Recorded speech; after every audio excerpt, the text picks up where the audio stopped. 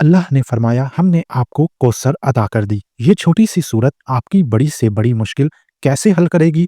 चलें ये राज भी मैं आज आपको बता देता हूँ। अस्सलामु अलैकुम वरहमतुल्लाहि वबरकातुहू। मेरे मोहतरम नाजरीन, आज का मौजू सिर्फ एक वजीफा नहीं बल्कि अल्लाह के फजलो करम का एक ऐसा दरवाज़ा है जो आपकी हर महरूमी, हर तंगी और हर परेशानी को ख़त्म कर सकता है। जब इंसान हर तरफ से थक जाता है, जब दुनिया के सारे दरवाजे बंद हो जाते हैं, तो वो सिर्फ और सिर्फ अल्लाह के कलाम की पनाह ढूंढता है। और कुरान पाक की सबसे छोटी लेकिन सबसे अजीम सूरत सूरह अल कौसर दर हकीकत इसी पनाह का नाम है। अगर आप किसी ऐसे मरहले में गिरफ्तार हैं जो हल नहीं हो रहा, तो इंशाअल्लाह आज का ये 101 बार पढ़ा जाने वाला मुजरिब अमल आपकी तकदीर को बदल देगा। आइए इसकी फजीलत और तरीका तफसील से जानते हैं।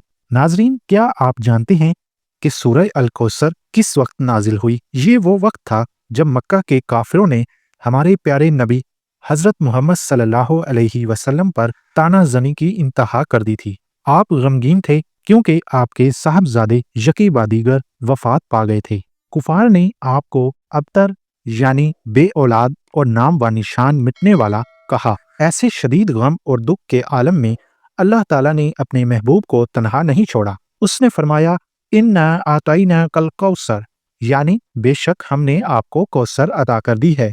ये सूरत दरअसल एक अजीम धारस है, इंतहा बशारत और दुनिया व आखरत की नेमतों का ऐलान है। ये सूरत हमें सिखाती है कि जब दुनिया आपको तन्हा छोड़ दे तो अल्लाह आपके लिए पूरी जन्नत के इनामात तैयार रखता है। अल कौसर के मायने कसरत से भलाई। उसके दो बड़े मायने ये हैं। दुनियावी मायने हर तरह की भलाई, जैसे आपकी औलाद में बरकत, आपके माल में बरकत, आपके इल्म में बरकत और हर मुश्किल का आसान हल। लेकिन उखरवी मायने जन्नत में एक ऐसी नहर जिसका पानी दूध से ज्यादा सफेद और शहद से ज्यादा मीठा होगा। ये नहर सिर्फ रसूल अल्लाह सल्लल्लाहु अलैहि वसल्लम को और उनकी उम्मत के सच्चे पैरोकारों को मिलेगी। जब आप ये सूरत पढ़ते हैं तो आप सिर्फ अल्फाज नहीं दोहराते बल्कि अल्लाह से ये अहद लेते हैं कि मुझे दुनिया और आखिरत में कसरत से भलाई अता फरमा। लिहाजा इस सूरत को पढ़ने से रिज्क में तंगी, कारोबारी रुकावटें और हर तरह के कर्ज से निजात हासिल होती है। तो नाजरीन, अब आइए इस अमल के सबसे अहम हिस्से की तरफ, यानी वजीफा करने का वो सही तरीका जो आपके मसाइल का हल यकीनी बना देगा, उसके बारे में मैं आपको तफसील से बता देता हूँ। आप नोट कर लीजिए। ये अमल किसी भी नमाज के बाद या रात को सोने से पहले कर सकते हैं, मगर बेहतर यह है कि इसका एक वक्त मुकर्रर कर लिया जाए और रोजाना उसी वक्त किया जाए। मैं आप सबको यही मशवरा दूंगा कि इशा की नमाज के बाद किया करें, क्योंकि उस वक्त अमूमन हर कोई फारिग होता है।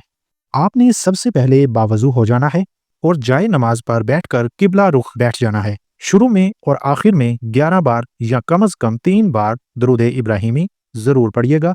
दरूद शरीफ पढ़ना दुआ की कबूलियत की जमानत होती है। दरमियान में पूरे 101 बार सूरह अल कौसर की पहली आयत को निहायत तवज्जो और ठहर ठहर कर उसके मायने को जहन में रखते हुए पढ़िएगा। जब 101 बार हो जाए तो आखिर में सूरह मुकम्मल करने के बाद दोनों हाथ उठाकर अपने मसले को अल्लाह के सामने बयान कीजिएगा।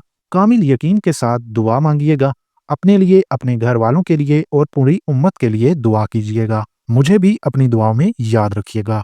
लेकिन याद रहे, इस वजीफे की कामयाबी का दारोमदार सिर्फ तादाद पर नहीं है, बल्कि अल्लाह पर आपके यकीन और आपकी नमाज की पाबंदी पर है। इसे एक मुसलसल अमल बनाएं, कम अज कम 21 दिन तक जारी रखें। जो अल्लाह के रास्ते पर चलता है, अल्लाह उसकी तमाम परेशानियों का हल गैब से निकाल देता है। तो आज ही इस अजीम सूरत को अपने मामूल में शामिल करें और जिंदगी की हर भलाई कौसर के मुस्तहिक बने। अगर आपको ये वजीफा अच्छा लगा हो और आपके किसी काम आया तो कमेंट सेक्शन में अल्हम्दुलिल्लाह जरूर लिखें और इस वीडियो को दूसरों के साथ भी शेयर करें ताकि ये आपके लिए सदका जारिया बन जाए। और वीडियो को लाजमी लाइक करें। हमारे चैनल को सब्सक्राइब करके बेल आइकन दबाना ना भूलें। तो ये थी हमारी आज की वीडियो। मिलूंगा अपनी अगली वीडियो में। अब इजाजत चाहूंगा। अल्लाह हाफिज।